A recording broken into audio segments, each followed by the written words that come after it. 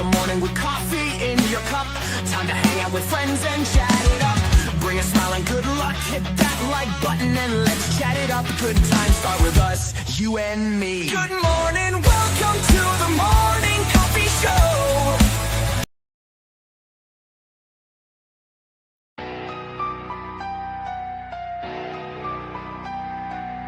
Start the morning with coffee in your cup. Time to hang out with friends and chat it up.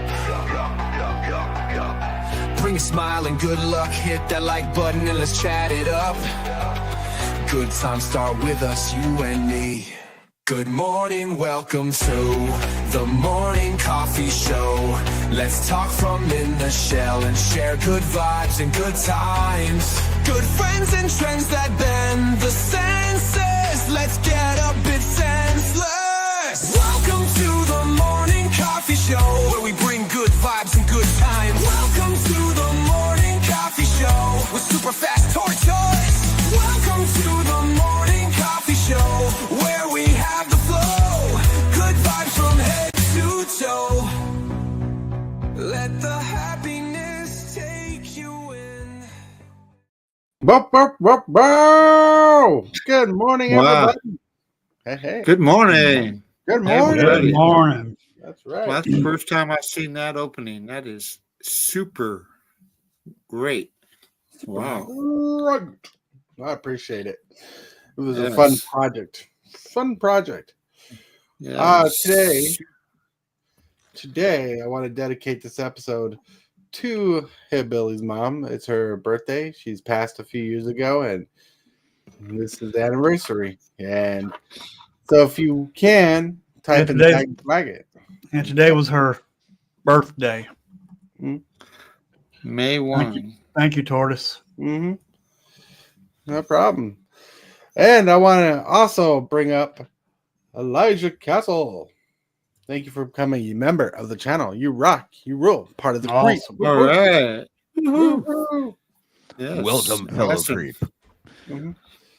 Here is Yeah. your shell. I hope it fits. Now, I made all these shells by crochet, so I do apologize if your shell is a little bit jank. What you crocheted the shell? This is meant to be something to protect them. It's got to be sturdy. What's up, Hellwheeler? That's Are you fine. not turtly enough for the turtle club? Yeah, you're not turtly enough for a crocheted shell. Sounds more like a crochet. I don't know. How can we merge the word crochet and turtle together? Because that sounds what it is. It's some strange mix between the two. Terche. Although I'm not sure what substance you could actually crochet with. to Would make you a prefer a strong- macrame shell? Steel wool. You can twine it, then crochet steel wool. Oh, it makes me itchy. Okay, fine. I'll take it back. If it's crocheted out of steel wool, go ahead. It sounds like an excellent shell. You know, at least if you crochet it with steel wool and you have a shell that's made out of steel wool, you can keep your shell clean and also polish other people's shells when you are rubbing shoulders. See, multi-purpose. Right. Look, no matter how you shell, just have a shell of a time. And shell out some Yeah. happiness. That's right. That's right. It's that accidental humor, guys. Uh-huh. Right. Yeah. Accidental humor. Whoop, whoop. Well, it's got to be turtle. Do you know how to turtle? Has to be Yeah, turtle. I don't know if I know how to be a turtle, but I think I didn't give birth to one, but I created one. That's funny. We got some fun people in chat. Like we have Elijah. What's up, Elijah? Whoa. Thank you for becoming a member, supporting the channel. Whoa. We got Cane Shaker. What's up? Hey, Cane Shaker, what's up? Cane Cane Shaker. So did you hear that awesome new top 40 song that just hit the Yacht Rock charts last night? It was pretty awesome. Cane Shaker explains the radio. Gonna be #1. You got to check it out. Link in the chat. Oh, it's awesome. And I'm so glad that we had Cane Shaker explaining the radio for us. Mhm. It was great Yeah. fun. What's up, Cheering them Kane on. Checker, TCG dude, and Lulu? That's right. We're getting down there. We got Lulu. Lulu. Hello, Lulu. Ooh. Lulu. Lulu Sky. Lulu Sky. Hey, what's up? But I hear something shuffling in the background. Would that be a particular TCG dude? Give me a sleeve. Here we go. TCG dude, what's up? Good morning. Welcome Hey, to the Rock TCG Show. do good. What's up? Yeah. Oh, look, and we got Lone Wolf. What's up, Lone Wolf? Lone Wolf. Lone Wolf. He's the cowboy from the West. I don't know where he's from. Cowboy, he's the cow wolf. Cow Doesn't quite work, does it? Like, Cowboy wolf. like he's he's in No. Okay, so hold on a second. I could just see the wolf walking It around with a works cowboy. if you're a werewolf. You can be a cowboy. Then at the full moon, you are a wolf. So therefore, you are a cowboy wolf man. Please Or- tell me though, the wolf still wears a cowboy hat. Well, You can. All right, Lone Wolf says, just wanted to say what's up. Like the stream, everyone. I'll be missing the stream today. To spend time with the parents. Have a good one. Well, have a good one with your parents. Enjoy your time. See you on time. All right. Yeah, All right. bake those cookies. Bake those cookies. Who doesn't like homemade cookies? What is that, KJ? Must have spelt it wrong. Sorry. That's the KJ interpretation and spelling of Dag Blaggett. You see, it has to add extra words and letters to it. Happy Dag Blaggett Day. You know what? It's close. Yeah. Dag Blaggett. Blaggett. It's like Dag you Blaggett. Dag Blaggety. Hey. I already on a how to second. spell it, Hold on a KJ. second. Q, stop torturing Seven. She doesn't want your attention. Q wants everybody's attention. Q, stop torturing Seven. Well, hello. We had to hear that twice. Hello. It's Yes, very I- important that Q hears not to stop torturing Seven. Stop torturing Torture. Seven. I Look, don't know what that means, but it sounds like a I'm numbers just- game, but really, it's two cats. Like, Q, stop torturing Seven. What is this? Trying to do algebra? Trying to find X? Don't ask why. For those people who are not familiar with Q and Seven, Seven is my 2-year-old cat, well, 3-year-old cat now, and Q is the little demon child orange cat that Jesse, myself, and the members of the Creep here had adopted and named. Q was given his name here on our show. Mm-hmm. Oh, yeah. I just want to say, keep Lulu in your thoughts today. Mom's having heart surgery today. Oh, yeah. Oh, yeah. That's pretty big. We want to keep our thoughts, prayers, and keep in our mind. Hope things go out for the best. Yep. For sure. Boo boo. I don't know why I said boo boo, but there we go. We got a boo boo. Oh, so we got a fun topic today, everybody. It's kind of everywhere. Like, I played around with the title, put some emojis in the title to see how that would do on YouTube. I don't know why, but I just did. I just want to see if I could put titles in the title line, emojis in the title line. People are going nuts over unbannings, going crazy over the price hikes. People are lost to their minds over what these recent ongoings like the selling out of Final Fantasy Universes Beyond set. With the current economy, it will be interesting to see what will happen with Wizards of the Coast and Magic the Gathering. The future is open for change and evolution. It'll be interesting to see how everything unfolds. And oh my lord, gifting a membership. Whoa! Congratulations, White Rabbit. White Rabbit.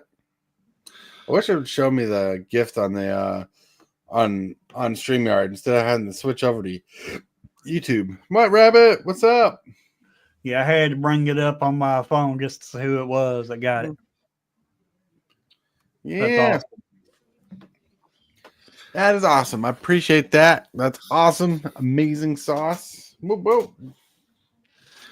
So, yesterday we were talking about something we started with I thought was an interesting topic. We just kind of glazed over it, but I wanted to go a little bit deeper in it because you all have different opinions, different thoughts, right? Hillbilly, member for 8 months. Whoop, whoop. Look at you. Whoa, whoa.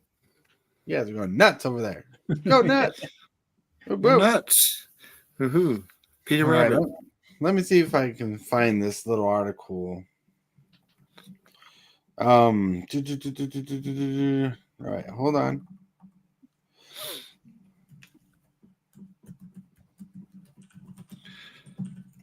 All right.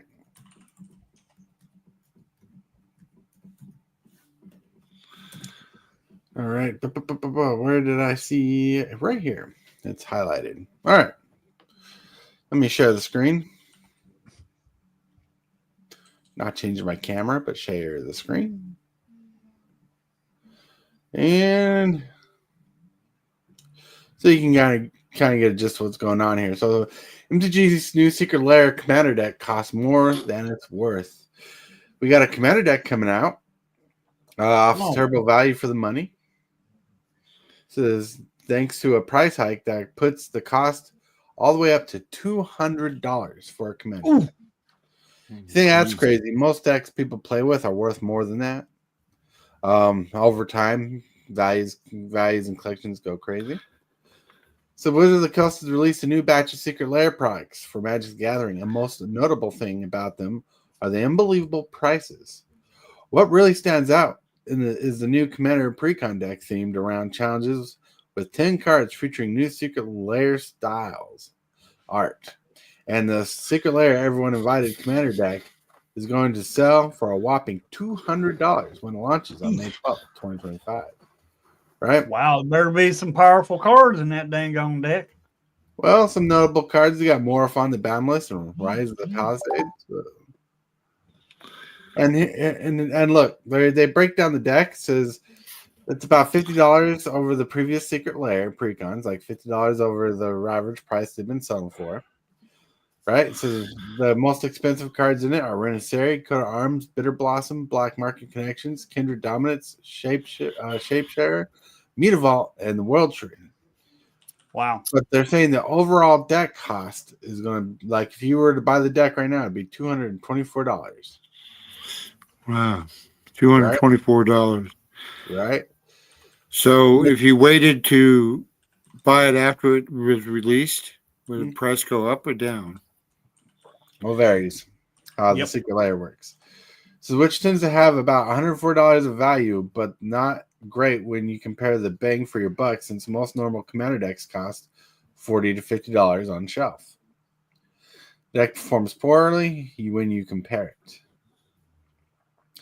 And when you compare it to other Secret Lair precons, it's not as good and not as strong, which, remember, we're significantly cheaper. This is not completely fair. This is not a completely fair test, since the values we're listing here reflects the card prices right now, rather than the value they held upon release. Not boundless, it paints a pretty bleak picture. And so people are going nuts, and we don't have to read the rest of this.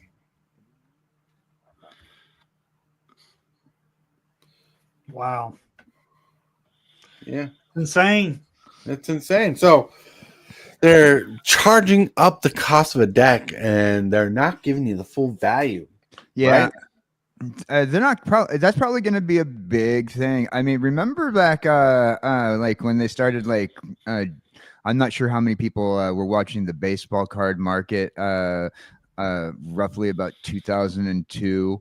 Like the price of baseball cards were plummeting with the collectability value, and they kept on raising the price of the packs, and they had the nerve to get rid of bubble gum that was supplementing the price. You know, I mean, at least if I paid for jank cards in an entire pack, I would still get a stick of bubblegum. They're not even having the pardon my way of saying this, but they're not even finding a way to make you happy. They're absolutely going, this is a business thing. This is a business thought process. I'm thinking that one of two things is they either technically made a deal that they couldn't afford with the Final Fantasy stuff and the Marvel stuff, and they need to find some way to supplement what they're losing, because there's talk about underprints. From what I understand, people are saying they underprinted and they're overcharging. So they're trying to force up the collectability value and the sales value. They're trying to this is like this is a force up in order to make up money that they are not making because they underprinted. And they probably also made a contract with both the people who own Final Fantasy and the Marvel stuff with Disney. They probably made a contract that they couldn't afford. Probably. And that's when you look at those things and you're going, yeah, there's no reason for like that. And if they see like a success and people still buy these things, which, you know, we're going to still buy them, because there's a problem with people in our community who are like always complaining about how expensive the Magic prices are, but they have to buy them. And if you still buy them, you're going to give them reason to go, you know what, they still paid this outrageous price for these jank cards. We're going to go and do that to every other set as well. Right. So watch out if you guys are one of those people who have to buy it. KBG says about the price of the deck. So that depends on how much value the artwork is. They are comparing it to the cheapest versions of the cards, right? And that is a fair assessment of the deck. And yes, I was about to bring that up too, because there's two things that are going for the secret lair. One, the artwork is going to be unique, and other certain secret lair cards are priced higher in value because they're uniquely arted that way, the different art. But also, how much is sold and out to the public makes it harder for some cards, because, like, you know, if a lot of people don't buy these decks, and a few people buy these decks, the price will shoot up for these certain versions of cards. Right. Also, really, are you going to pay? Now, let's put it this way: if you like the artwork for the Mona Lisa, and you get a reproduction of the Mona Lisa, are you going to pay twice the price of what the Mona Lisa is worth just because you like the artwork for a reproduction? Right. No, you're not. No. You know, I mean, to be honest, I mean, if you're that person who just wants the cards for what you like the artwork, and you're going to pay twice what it's worth, you know, why don't you just go and get comic books that have the same artwork? They're from what I understand with like the Spider-Man stuff, they're going to be reprinting already established arts. They're only going to have like a few pieces that are going to be original art in the Spider-Man stuff. And those are going to be the ones that build up into a puzzle are going to be original art. The other ones are going to be reproduction of stuff that's in comic books and cartoons. And this is something that they've already announced with Spider-Man. And speaking Elijah, Spider-Man, the reason why they're not doing Spider-Man in Arena is a contractual issue. Disney wants to limit how this is sold because Spider-Man's their product. Yeah, that's the whole Spider-Man thing is out of Wizards' hands. Yeah, it's contractual. Why wouldn't they put Spider-Man Arena if they could? They'd make money. They like making money. You know? Yeah, and they're not going to make any extra money on a game that is free like Arena. So they're not going to release. Well, for you to, I downloaded Arena for free. Right. Yeah, but to get the more powerful cards, you got to pay for it. And yeah, it's a gotcha game. Absolutely, it's a gotcha game, like just like all those other gotcha games out on the market. But Arena is you still have the option to play it for free. And Disney, Marvel is not going to enter into a contract where they're going to give their product out for free. And I can guarantee you, on a product that is digital like that, unless Arena wants to go the same way that everybody else is with the monthly subscription to these packs, these DLCs, Disney's not going to do it, and it's all contractual. But you know how many packs of cards you get whenever a set releases on Arena? Yeah, 3 packs. 3 packs. 3 free packs of every set that releases. That's all you get. All The right. rest of it is up to you. Mhm. You got to Yeah, pay yeah. money, pretty much, to advance. Kevin G says, overall, it shouldn't surprise you. MTG is a greedy card game that doesn't care about the consumer but wants that money. Well, I think that comment's mixed. I'm not saying you're wrong, but like I think Wizards does care about its player base, but they care about it much on what we'll buy. You know, like what we'll buy, what will stand out to us, because they are learning. Because like sets like Tarkir, Dragonstorm sold out, right? Final Fantasy sold out. They care about what we want, so they're trying to cater to us, so we buy their product. Right. There is, yeah, that is a thing, and you're talking about corporate greed, where corporate greed has to be a thing. Unfortunately, I know you guys hate it when I glaze the corporations, but corporate greed is very important in order to keep the game alive. If they don't make the money to make up on the print costs, and then now Hasbro's refusing to build print shops in the United States, so you're going to be paying tariffs on that. So they got to raise the price on that, and then on top of that, you're going to also be dealing with you got these major IPs that they're signing contracts with. Right. Now, Marvel, Disney, Sony, and these other companies that they're dealing with these crossovers, they want to make money, and they have their minimum amount that they need to make. So now you have like multiple businesses saying, okay, we're going to make this one product, and we all want money. It's in order to keep the game alive. You know, people are just going to say, well, why don't you just go back to the old school Magic and bring it back to the way it was, because old school Magic is dead. Right. Yeah. Old school Magic doesn't exist anymore. Yeah, it's very rare. It's old school Magic is its own format now, basically, and you know, there are certain cards they're never going to reprint, and there are certain cards that are not powerful enough to reprint.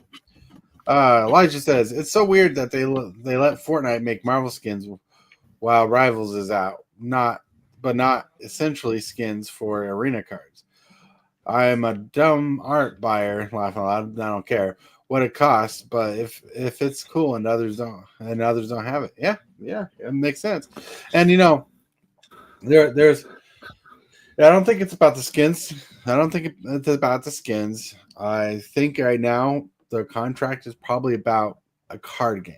Yeah, right, because Marvel has their card game, and they don't want it to compete with Magic's card game, like on digital format.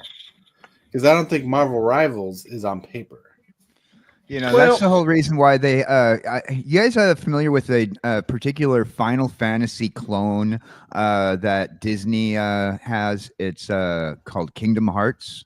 Oh, Kingdom Hearts, yeah. Kingdom Hearts is a Final Fantasy clone, and there was a big old deal when Kingdom Hearts came out. You know, because people weren't sure how long that was going to last, and if it wasn't for the fact that it was like it hit really hard, Kingdom Hearts would probably have been just a one-off. But they keep revisiting it.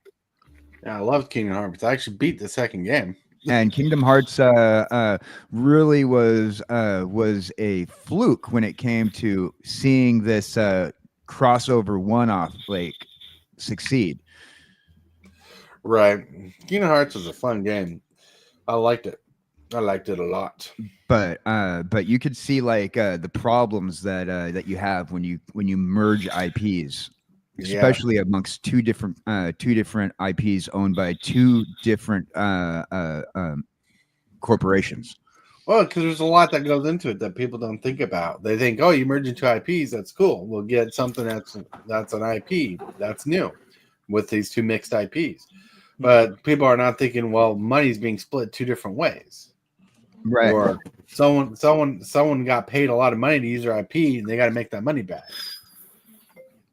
You know, so yeah, there is a lot of upfront costs to producing a product. I really don't see the big difference. I mean, the big harm in that because they're different games. But they're owned by different corporations. Yeah, That's different the deal. corporations and different games. They don't compete against each other. But they do, though. They do because they do compete against each other. Like say, Disney owns Arcane, right? Arcane, is that the game that? What's the name? Arcana. Lorcana. Yeah, Lorcana. Disney owns that, and it's their TCG game, and it's not as big as Magic and all these other things. What Disney's kind of hoping for is for you to go from Magic to they did this Marvel thing. If I go from Magic to their game, now they're trying to pull Magic's following to them, while Magic is trying to pull that huge following from Sony, Disney, Marvel, and Final Fantasy and a few other IPs that they've been pulling from. They're trying to pull those back over there to bring people back to Magic. Now, people don't want to admit it, but when it comes to a game that used to be on its own thing run by Wizards of the Coast, now it's a game that's owned by a major toy company that competes with other toy companies and has a contract with Disney that has contracts with every toy company out on the market. You're gonna have contracts that are gonna be to the point where it gouges, because these other toy companies want to make money too. Disney wants to make money too, and you're pulling it's like say for example you have two YouTube shows that are competing at the same time, and one of the people from one YouTube show is guesting on the other YouTube show. So that person's pulling their clientele over to your show, but they're going to expect the same thing when he goes back to his show tomorrow morning to have your clientele come to him. So, so therefore, there's going to be a conflict of interest. So you need to raise your prices. It doesn't sound legitimate to us as a consumer, because as consumers, we want to save money, we want to get our product, and we want to enjoy it. We don't care about the drama about where it's coming from, but the corporations do. Right. Elijah says, sounds like Wizards should have teamed with DC. Probably should have, but DC's not the bigger cat right now. Right. It's not what's pulling in people. Yeah, and don't DC get me right wrong now about DC. I would love to see DC and Magic too. I mean, that'd be awesome. I'd love to have see a bunch of heroes together. Yeah, you can do Marvel versus DC decks and stuff like that. Well, as long as Marvel's doing something with them, you might not see DC doing something with them. It's like, while you do see Marvel versus DC product out there, it's very rare. Like the last time there was a Marvel versus DC comic book release was almost 6 years ago, and they rarely ever do it. And when they do a crossover like that, it turns into a big issue. Look at Who Framed Roger Rabbit, when Warner Brothers, the last time Disney and Warner Brothers did a collab live action. Who owns the rights? Really quick. Hello, Gaming Bob. What's up? Hey, Bob. And like if they release DC after Marvel, you could build a Marvel deck and a DC deck and play against each other. It wouldn't be a collaboration. It'd be two different sets they can build decks around and play. And that'd be you as the player taking two different versions of a game to do it. That wouldn't be Magic the Gathering. Right. Well, it'll be whatever it is. It's like Magic the Gathering. In Universes Beyond, I don't think it's looked at as Magic the Gathering, but as a card game system. Right. But what I'm saying is, if you take two different sets and merge them, that's not two companies merging themselves into a collaboration. That just so happens to be two companies that at one point in time signed a contract to make prints of these cards with their characters. And that's what you're getting with Magic and the Marvel stuff. That's what you're getting with Magic and the Final Fantasy stuff. They're just sitting. It's like watching a commercial. You go to McDonald's, right, and you get a Happy Meal toy. And the last week it was Pokemon. This week it's Sonic the Hedgehog or whatever. For example, like Jessie had this problem last month when we were trying to get all the Pokemon stuff from McDonald's for her box. Just because they make these contracts doesn't necessarily mean that that's going to be a thing that's regular. Right. It's a financial decision for a temporary bump in sales. Right. Gaming Bob says, here's the problem with Universe of Beyond is that it's a gimmick. Gimmicks tend to run out of steam quickly. Yeah. Mhm. Bob's exactly right. Listen to Bob. Listen to Bob's saying Bob. what I'm trying to say, and Bob said it more elegantly in less amount of words. Right. Universe of Beyond is a gimmicky thing for sure. But the difference between regular gimmicks is a lot of people are going to be playing these sweet cards that are coming out. Right. Potential short-term gain, long-term loss. Everybody here, have a great day. Have to go now. Whoa.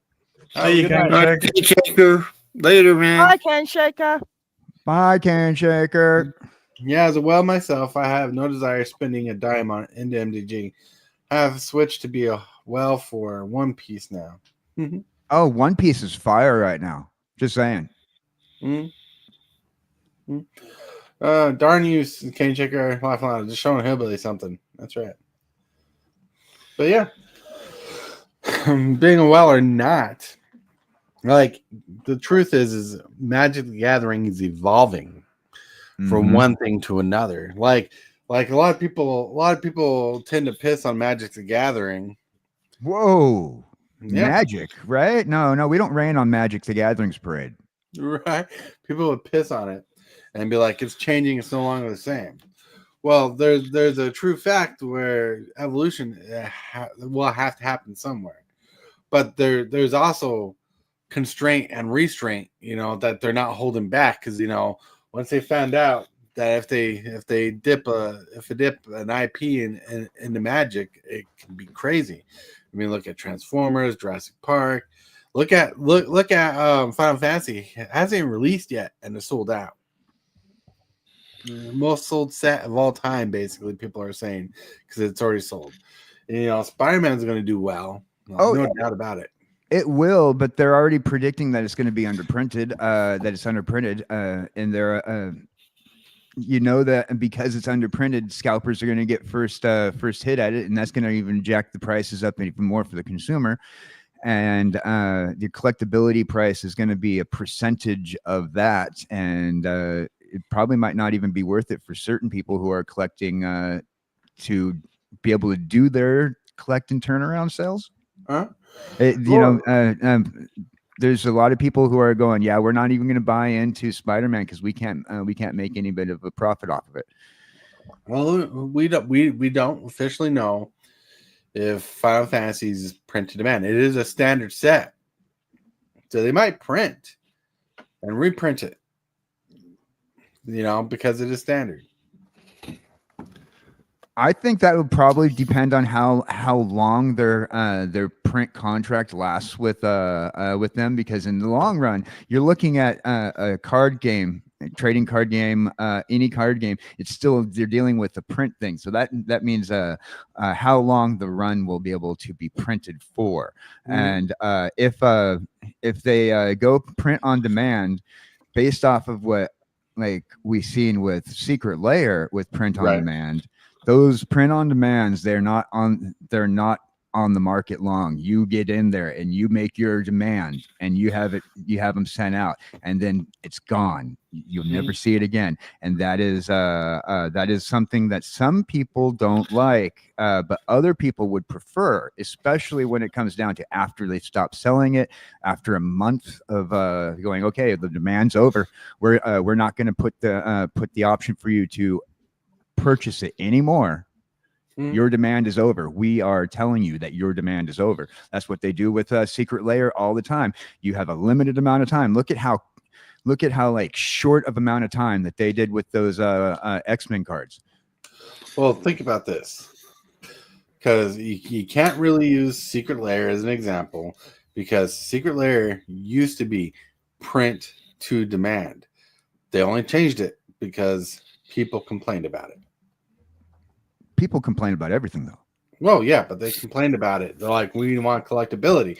Like, there were Secret Lair cards people were paying money for, and the print demand would drop the price of the version of the card to not be worth about as much as a regular version, or drop its price lower than a regular version, or not have a fundamental hold value for your game. Right. So that's a little different. And Kevin G says yes, MTGs to Fortnite CCGs. Elijah says unless you want cheaper other language cards, some people do. That is a nickname I've heard from from the MTG community. Yep. It wouldn't surprise me because, well, that's what people have been saying is well, people have been saying it's been crazy with these different IPs coming out. Like there's people who are excited about IPs. There's people who are on the other side of the IPs. The IPs, they're doing different things. And one thing we should applaud Wizards for trying different things, but now at the same time, like how should they do it? Like a lot of people in my group have agreed that Secret Layers is the perfect place to do IPs. Like reskin cards, do whatever. But then they're doing these sets straight to modern, straight to standard now. IP sets where they're making unique cards. Because in Secret Layers, when they normally do cards, they usually want to reskin cards, so they're not making very low amount of mechanically unique cards. But there are cases like the Deadpool one where they made Deadpool a unique commander. But like they've done this before, and people think IP should be treated like special, more rare items. And I agree in that realm that it should be treated as more special, rare items. But at the same time, when you do standard releases, it's harder to make something special when it's going to be released all over the place. Right. With a standard release on a lot of things, you'd think based off of the consumer would think, okay, the standard release on a thing should be available for everybody, and that's why they call it a standard release. You're going to see it at your toy store, on the at your LGS, at your locations that sell Wizards of the Coast, Hasbro items, and you'd think, okay, that'd be your standard release. And then you get these IPs out there, and they're like, okay, they're going to be out for standard release, and they don't have a time frame of standard release. They don't have a print run of standard release. They don't have the price range that your standard release product would have. And then that I think a lot of the fans, particularly in the Magic community, who's upset about pricing, are looking at that thought process from a consumer's point of view of what consumers believe that a standard release should be. Mm-hmm. And unfortunately, in corporate business, it's not how it works. Mm-hmm. The Kevin G says the issue that I've been hearing that same thing from players that join because the Universe Beyond complaining about there's too much Universe Beyond. I can both agree and disagree, right? I agree because I don't think Universe Beyond should be like really standard legal. I really have an issue with that. As much as I like Spider-Man and there are people like Final Fantasy, I thought the straight to modern thing was a great way to do it because it didn't affect standard the way it did. But also, it is a problem because look at this year. We have more Universes Beyond sets coming out this year than we do have in Universe sets. That is a problem. Magic should be confident enough in its own sets to provide well, instead of being sloppily, and they even explained that they did it sloppily, making Aether Drift sets. Aether Drift was a bad set. Yeah. But they did because they explained that people wanted to have a set that can relax on, do little with, and barely work on because they had so many products on it they're working on. But really, if they paid more attention to the universe sets, we could have more Tarkir Dragonstorm sets, which is a banger set. Mm-hmm. No, Universe Beyond should have been straight to modern. It should have been a Commander set. It could have been, but they do a lot of different things. And straight to modern, I mean, look at Lord of the Rings. It did well. Yeah, I did. Yes. So it's interesting to see. It's interesting to see the evolution of this thing, of this game. You can't look back at it and be like, What do I regret? Because you're not the one creating the game. We're the Right. customer to buy into the product. Yes. Oh my word! That ain't me. I'm innocent this time. No one hasn't turned the volume down on their phone. That was me. My volume's down, so I don't know what's going on. You gotta turn your notifications down. Yeah, let me see if I can rectify this. Let me do this first. But yeah, Let me do this. and Kevin G, you got to think. You got to think about what Wizards must be thinking. Like, why did they make Universes Beyond standard legal? They explained that because people were buying into Universes Beyond and finding out they can't play it in their standard events.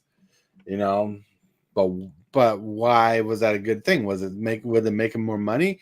Probably yes. It'd probably make them more money. That's probably why they did it. But you know, it is really ridiculous to think about it. But the truth is, most of the players in the game who are hating on Universes Beyond, the people of the game who don't like Universes Beyond are the long-term players like us. We don't like it as much. We don't love it as much. We've played Magic long enough to know it just doesn't feel like Magic. Right. But you know, but like the newer players are like, oh look, there's something I can agree with. You know, most older Magic players disagree with Universes Beyond until that Universes Beyond is something they like. So Right. it's a very biased thing.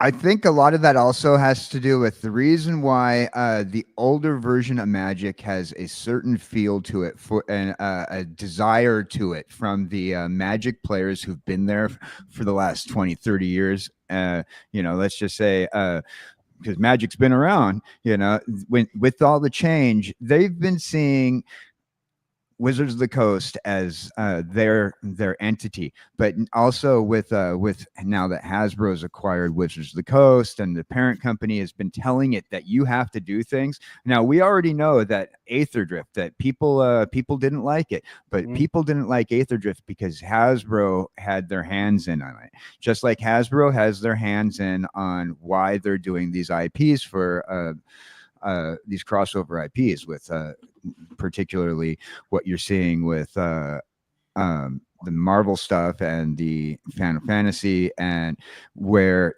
Hasbro saw you did pretty good with Lord of the Rings. We're going to have you go in these directions because we say so. We're the parent company. And so in the long run, the parent companies have telling Wizards of the Coast what they're allowed to do in the long run. All right, Elijah says, I feel like it's going to have a big effect in Standard. Arena, I think Standard Arena is in a pretty good place right now. Yeah, I think Universe Beyond is going to have a massive effect on Arena. Yeah. I have to wait to see. They stated a huge reason was because the modern community hated how many direct to modern sets there was getting. That's definitely a part of it. But like when it really is a Standard, Modern's still getting it, you know. Modern is the most played 60 card constructed format, so they got a lot to pull at Wizards. That's right. That's very true. Modern is more popular than Standard because the card base is bigger and better. I've watched a lot of thumbnails go by on YouTube about people talking about Modern. Modern is kind of making a resurgence, which is pretty cool. The most played format that they have now is Commander. Right. And see, they had to make product for Commander because Commander was a game where people buying cards off the secondary market. How are you supposed to be a thriving game if people are buying your old stuff from other people and not new stuff from you? Right. You know? That's the thought process. Like, how do you make money off what's selling now, right? Yeah, that's the question. How do you make money off of what's selling now and what will sell now, right? This Commander deck people are complaining about, that's $200 and you're not really getting your money's worth in value. Like, you're getting dollar for dollar almost, but sometimes a little less, you know. But like you can't go off the unique artness until it's out, because the unique artness might be worth the money issue. But if modern is a great set, how do you sell modern cards to people, right? Like modern is more secondary market. A lot of the cards that are legal in modern are secondary market. How does Hasbro, how does Wizards of the Coast make money off stuff that they've sold a long time ago? They don't. Pretty much, they have to go about doing things that by regulating LGSs, by saying, well, we're going to certify LGSs to sell our cards, just like comic book companies do. A lot of comic book shops, if they don't sign up with Marvel for their own distributorships, Right. and approved distributorships and be approved comic book shops that are Marvel comic book shops, they're not going to get new releases because they get a kickback of okay, you're selling Marvel product, even though this is stuff that's already been sold in the past and technically is considered a collectible antique or whatever, because I mean, what separates your LGS and your comic book shop from a antique store that also sells new items? You know what I mean? You don't make money off of something that's already been sold. Right. So you have to come up with these little things. It's like, okay, you're certified to sell our product. You're certified to even say you can sell our product. You're gonna say that you can give a rating on, like, if you consider this near mint product, you're gonna be certified. And we're gonna say that you are Wizards of the Coast certified. You are Marvel certified. You are DC certified, and like all these certifications. And there's a reason why mom and pop's comic book shops are constantly going out of business, because they're having to raise their prices because all these things that they have to pay for. And then, like, with the MSRPs don't cut it. Right. And mom and pop shops are going out of business, especially with MSRPs. It's been a big issue with that. A lot of people are like, well, MSRPs are going to help us as a consumer, but they actually hurt your mom and pop's LGS. They hurt all these other smaller companies that are not certified through Marvel, Wizards, DC, any of these other brands that they sell.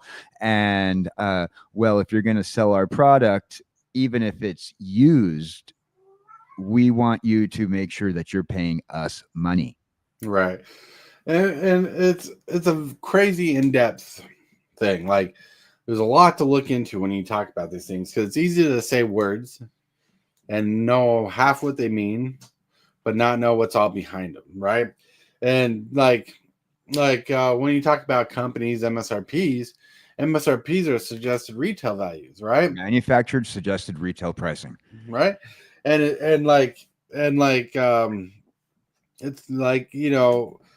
one of the struggles that I see in like different communities is the special pricing on things like commander decks that came out in Tarkir are supposed to be like $50 a piece, but some of the decks had valuable cards in it or cards that people wanted, so they gave them special pricings, right? They went above MSRP, right? Way above MSRP, because like the MSRP, the sell cost of the product should have been $50, and some of these are sold for $90 to $100. So behind that, people are trying to evaluate the system. People are trying to rig the system and trying to understand the system, so they get the value of the cards they're losing through the deck or through a product. When they make a special issue of a Spider-Man comic, and it's supposed to be costed at the same price as a regular comic, but like say there's gold inking on it. It might not be real gold, but gold inking on it, and the artwork is like spectacularly just for that card, and comic book shops are like, well, we're going to sell this for more because it's more unique.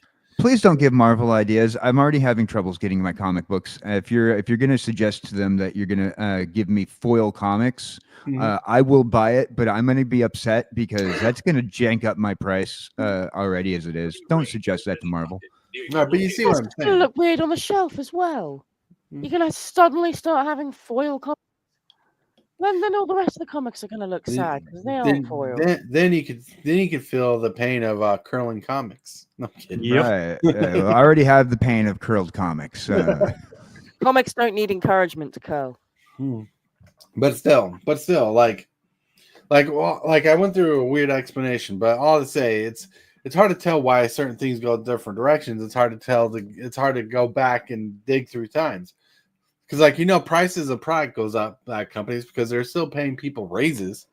Like you've been there for a year or two, time for a raise. Well, we got to make that up. We got to charge a little extra on our product. Cost of goods that changes, tariffs that changes. All these different things change everything.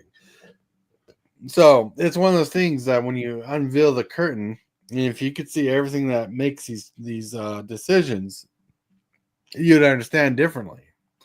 Where from the outsider, you're right. And I just want to say you're right there. That you just hit the nail on the head because all the different factors cause pricing things, and that is a big thing that a lot of consumers don't get is what you just said. Right. Because we're used to the idea that manufacturing makes things cheaper when you can manufacture in large prices. Like when I got the coffee mugs, I was able to get a certain price deal on them because I ordered more than the original small amount.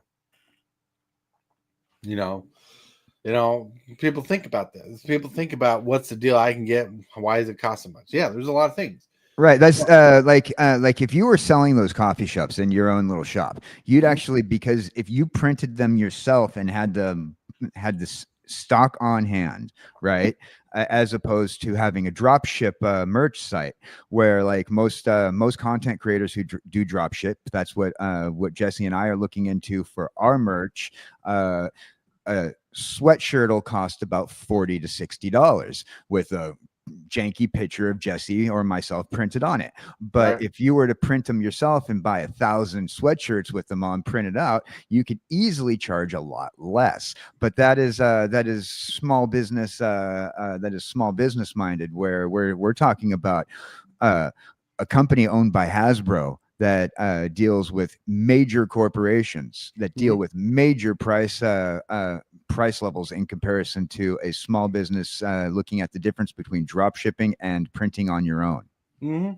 There's it's a huge different animal. Yeah, we're not even talking about like expensive meetings that they have. Right. They put together big fancy meetings from Hasbro to Wizards to Hasbro to other IPs, and the cost of traveling and rooming a hotel and stuff. There's a lot of things we just don't understand. When you look at butter, you don't think the process of the butter is made. I know it's a weird analogy there, but you don't look at the process the butter made. But when you put the butter together, and you know how to process the butter together, it takes more than just milk or cream. It just takes it takes a little more effort. But when you put something in a bigger, grander scale, for like the Magic cards, you got teams of people and stuff. There's a lot of things that people don't just think about. Now, take for me example. Like I'm an idiot who only has small business experience. I'm an idiot who doesn't know about corporate business, but I do know that it's a lot more complicated than anything I ever did as a in the entertainment industry, particularly. And that's where my knowledge was in small entertainment, bars, nightclubs, and small events. Now, if I was looking at Disney, right, and I'd be like, what are you guys doing with all this stuff? And it doesn't look the same because as a former small business owner, I look at things as in the same glasses that a consumer looks at it, because we don't see all these other steps that are being taken. And then to support the argument that, well, everything's just too expensive because these corporations are just greedy. Even if we were to find a way to lower the prices, the corporations are not going to lower the prices. You know why? Because they're not about to take a cut. All these people were saying, well, we just need to lower the prices of a pack of a Magic card back to what they were 10 years ago. Yeah, that'd be nice, but guarantee you, Hasbro, Wizards, Disney, all these people who have their product out there on the market, if we were to lower the prices to what they were 10 years ago when we were happy and younger and spending our allowance money on packs of cards, that's not going to happen because the major corporation will not take the price cut, even if say the economy does get better. The businesses will not lower their prices. Thus, the reason why you're never going to see the cost of living go down the way it should be. You're back to where it should be. You're going to still get people saying, well, I was making $15 an hour at a minimum wage job last year. You want to go back down to minimum wage being $10 an hour just to bring the economy back the way it was? It's not going to happen, because even you don't want to take a price cut as an employee. Right. So, Sure. and then you're going to still ask for a raise, because you have to pay more in rent, you have to pay more in utilities, and everybody else is asking for raises, and everything else goes up, and then that's just the employees forcing up the prices, as well as on top of that. We got to think about, okay, well, every single aspect that's forcing the prices up on a pack of Magic cards to an outrageous amount. Yeah, and look, I agree with Kevin G. Says I'm referring back combos to his last comment here, where he's saying every time minimum wage would go up, they would up the price of everything by $1, and he's talking about combos. So he learned quick that minimum wage increases don't work, meaning like if they increase the minimum wage, prices of things are not going to stay the same. They're going to that's why I was commenting on that, because I was trying to elaborate Kevin G's thought process. Yeah, it's the minimum wage and the cost of goods. I mean, if the minimum wage goes up, they got to pay the labor more. Then they got to, they got to substitute. They got to get the money somewhere. They're not going to take a loss on Nobody's stuff. going to take a loss. Nobody's going to take a loss. Nobody's going to be willing to take a loss. You're not willing to take a loss. You're not willing to take a loss out of your own pocketbook, are you?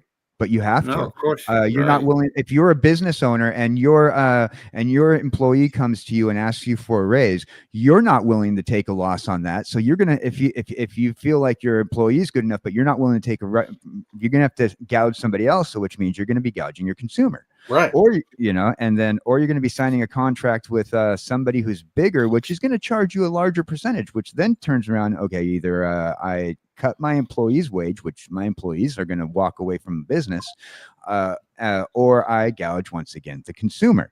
And the consumer, if the consumer is willing to pay for it, you don't want to spend an outrageous amount of money on a pack of Magic cards. And I know people get mad at me on this show in particular in the chat. I've heard it before.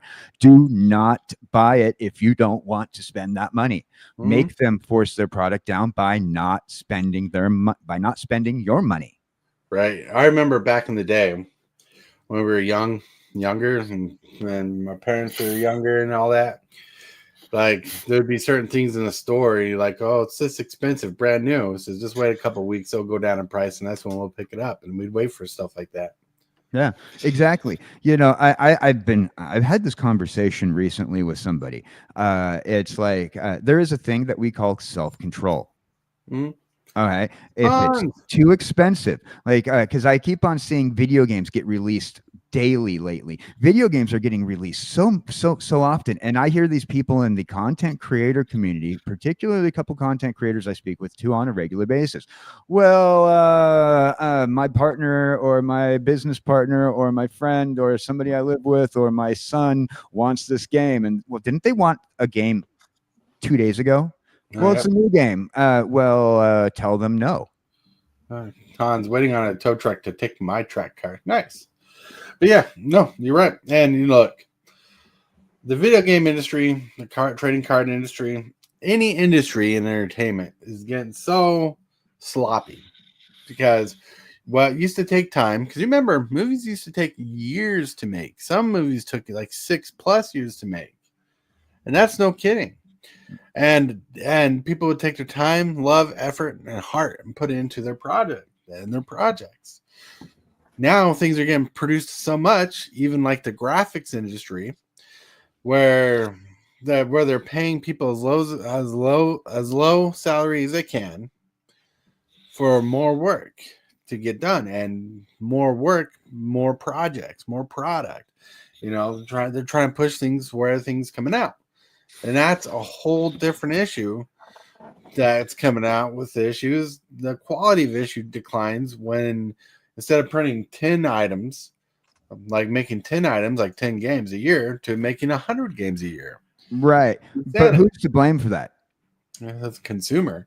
Consumer, exactly, They keep because the buying it. consumer is willing to buy it. The consumer what movie was it that there was a movie that had I want to say it was Scrooged or something, but they were saying that it doesn't matter what you sell or how much you sell for it and how bad it is. If a toy is a crap toy, if you have a good promotion for it, people will buy it. I think it was Scrooged or something. They were it was like or one of those Christmas movies, and they were trying to talk about why they were janking up prices on something, and the consumer will buy it if there's no matter how bad it is. The consumer is to blame for the entire thing, but because we don't regulate as consumers. We expect some big daddy government to regulate. We expect the corporations to behave themselves and not gouge us. We expect their employees to not ask for raises all the time.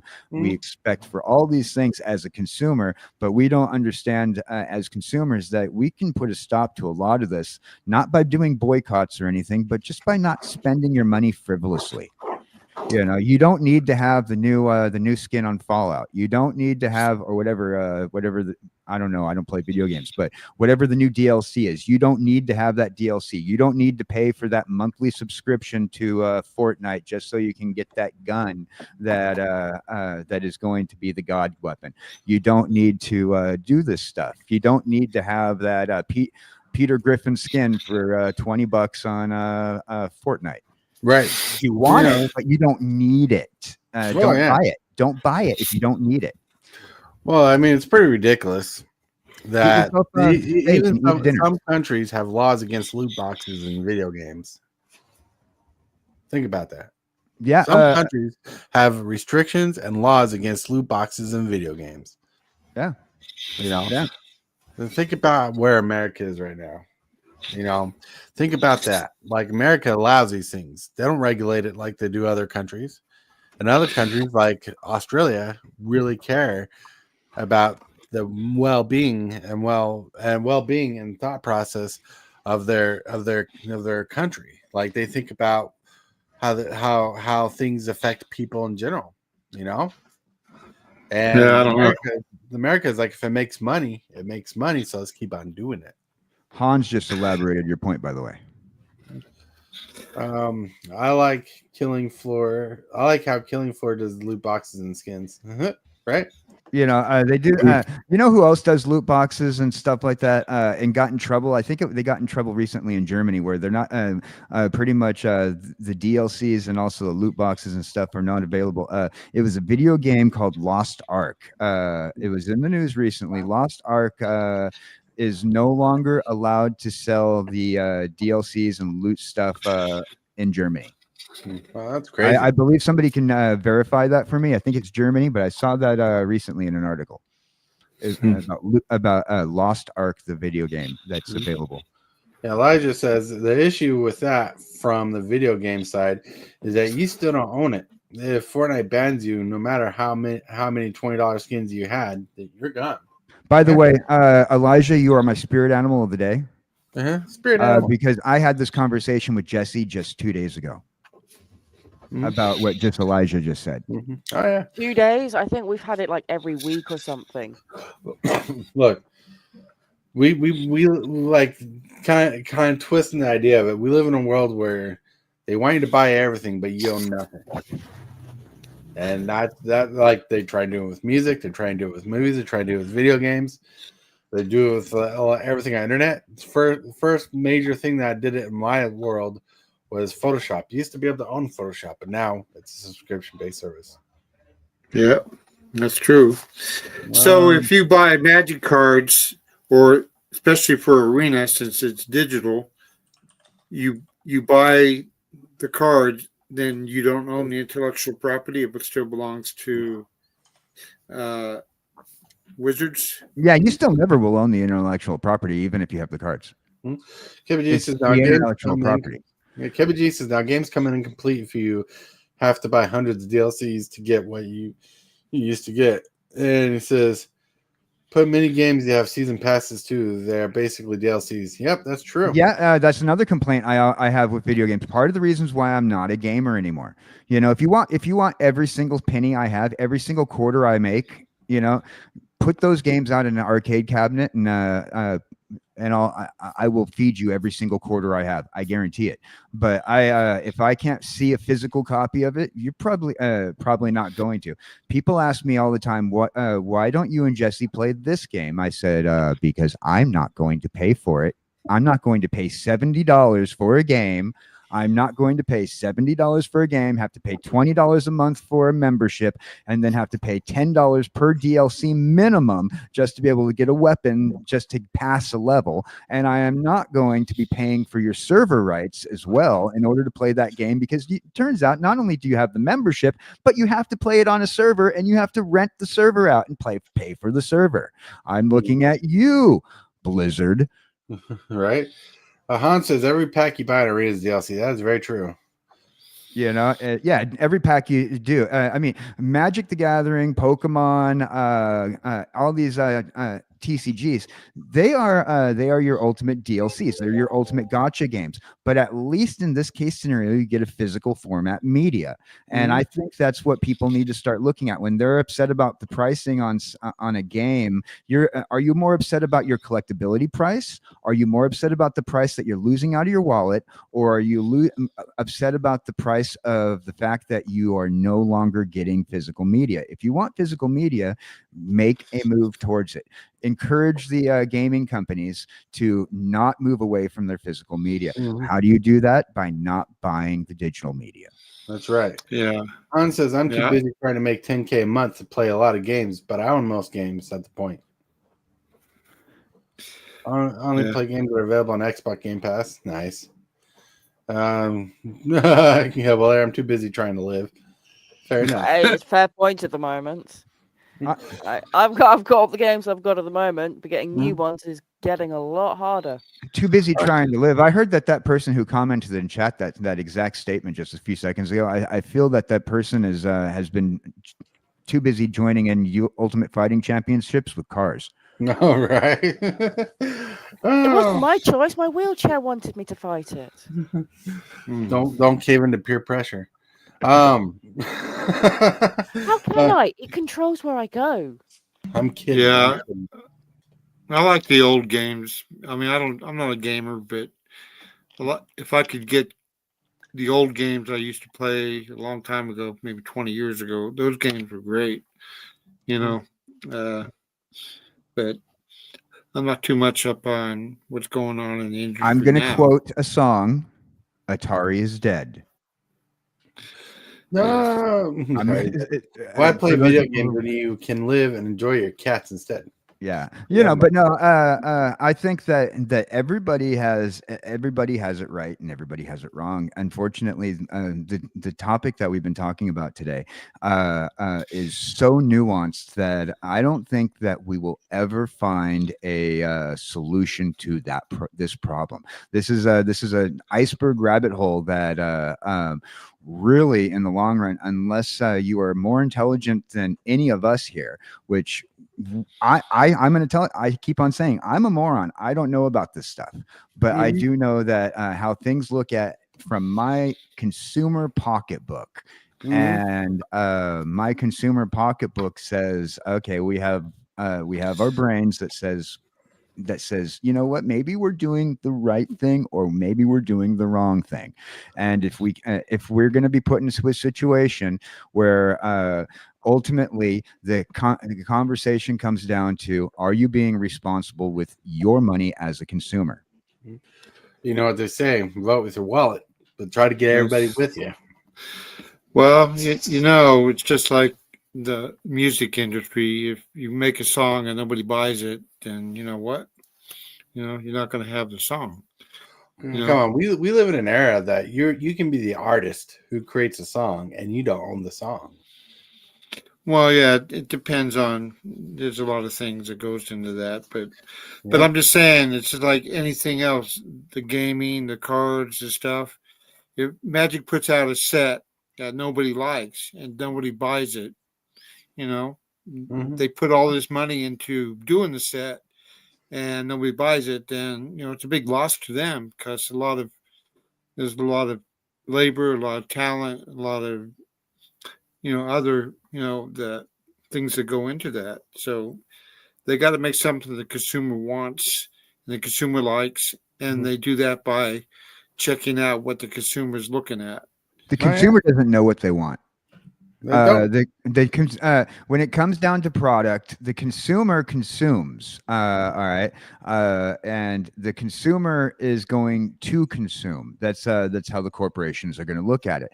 And as far as the corporations are concerned, the corporations tell consumers what they want. This is why we have advertising. Remember when we were kids, particularly Super Fast and I were kids, and we would sit there and watch the cartoons, and then we'd come to you afterwards and say, "We want this. It's on the cartoon. We want this. It's in the commercial. We want this. G.I. Joe, Transformer." And then they made our particularly Super Fast and I and Hillbilly and Hellwheeler and a lot of people in chat, we grew up being told what we want by the corporations. And this is how our society is built right now. We are told what we want. We don't know what we want until the corporations market it to us. Well, altogether, it is the backbone of our country now. So, but anyway, the backbone of our world. Anyways, I went as long as I could, but I got to do life stuff now. Everybody's talked about it in chat. I feel bad, but we got to hit this bumper. Hit that subscribe button. Become a part of the crew. Too much to take. Show is lit. ep30, are you game? Rise, creep, rise, building a following as we gain. Spitting fire like a dragon, no one can bring us down. ep30 in the house, we own this town. Ripping through the beats with a fury. Whoa, what a full episode today. Crazy conversation. Lively, and loved it. But we need to get to the shill section, the thrill section, where everybody comes to the show just for this point. Because they want to hear everything about KJ, Hellwheeler, and Hillbilly. And could you do it? Yeah. Not me. I'm boring. I'm boring. I'm like watching paint dry. All right. The reason why I watch the show is that way I can get to Coogee Dude's song of the day. That's right. That's the only thing that matters here.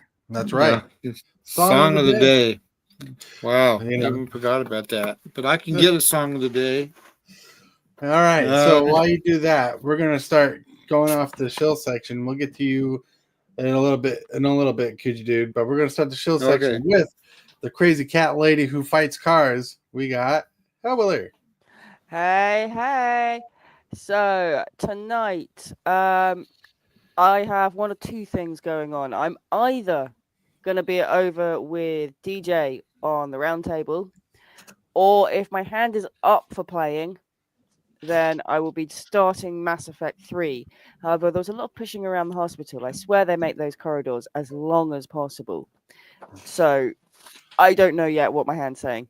Nice. So somewhere around sort of normal time, I will have a discussion with my hand, and we'll have a little chat. My hand, mouth, and I'll talk to myself, and we'll find out. What just in my head? The scene from Liar Liar. What are you doing? I'm kicking my own ass. That's funny. I remember that. Yeah. All right. All right. Anyways, we're going to roll over to the crazy head in the jar, KJ. Hey, howdy, hey, boys and girls. I hope you're being good heads out there in Chatland today. It is a lovely, humid day over here in the central states, and we're having a good day today. Remember, if you want to create change yourself. We love you. And if you're going to consume anything, consume awesomeness. Consume awesome. My only shill for today is don't forget to keep an eye out for me, because I am going live randomly trying to test out time frames, because I am going to start streaming almost all day long starting next week, and we are going to revisit the canceled 27-hour subathon over on my Twitch page. We've rescheduled that for 2 weeks from this Wednesday. So 2 weeks from this coming Wednesday will be the subathon on my Twitch. If you can support the channel, it'd be awesome. I will be streaming the subathon in segments on YouTube as well. But if you can get a chance to go over to the Twitch and support, that'd be awesome. Sweet. Now we're gonna roll over.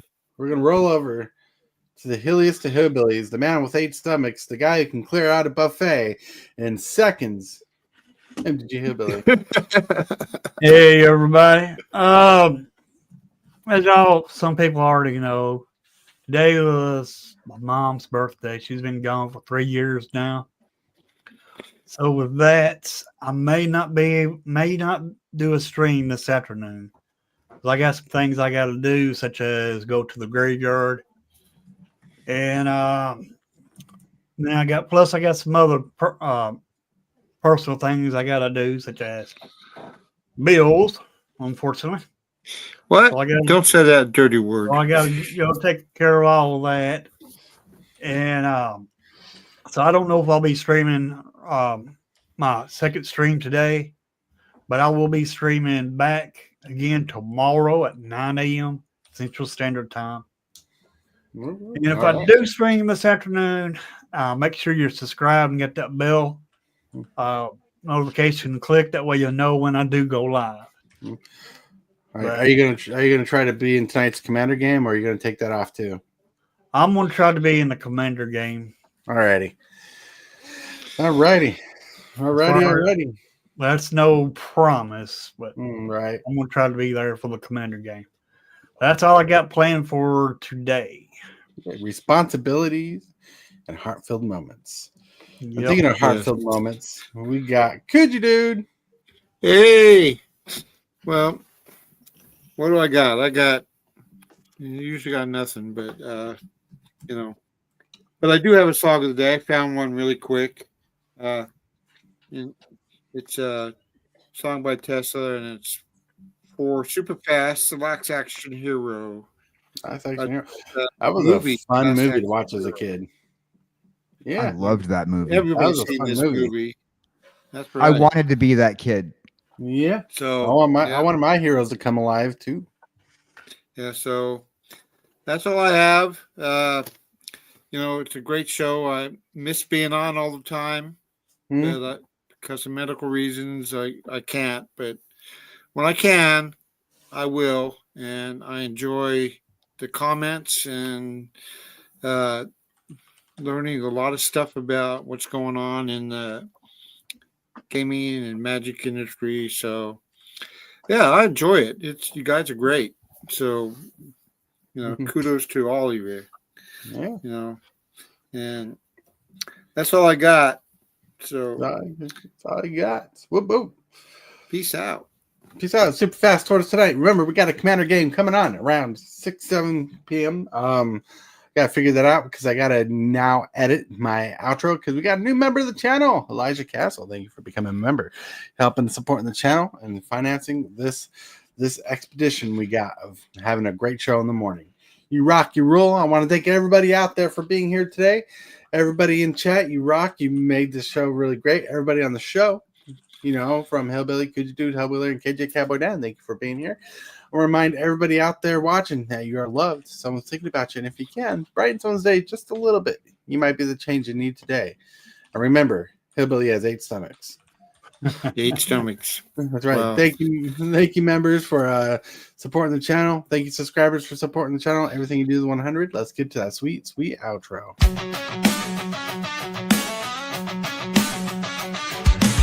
Start the morning with coffee in your cup. Time to hang out with friends and chat it up. Bring a smile and good luck. Hit that like button and let's chat it up. Good times start with us, you and me. Good morning, welcome to the morning coffee show. Let's talk from in the shell and share good vibes and good times. Friends and friends have been the senses. Let's get a bit senseless. Welcome to the morning coffee show, where we bring good vibes and good times. Welcome to the morning coffee show.